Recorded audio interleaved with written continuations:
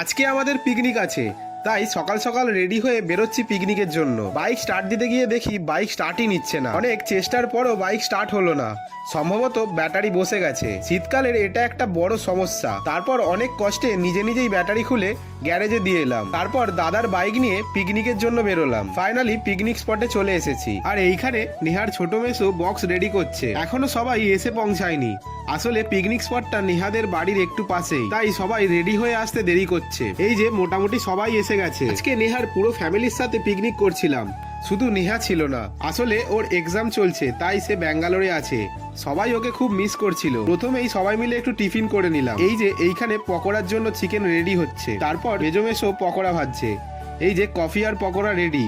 আর তারপর আমি হুটুল আর মামারা যাচ্ছি জাঙ্গিপাড়া দিদুনদের আনতে। তারপর ওদেরকে নিয়ে পিকনিক স্পটে চলে এলাম। আর এসে দেখি সবাই নাচানাচি করছে। এরপর কি কি করলাম সেটা আসছে পরের পার্টে।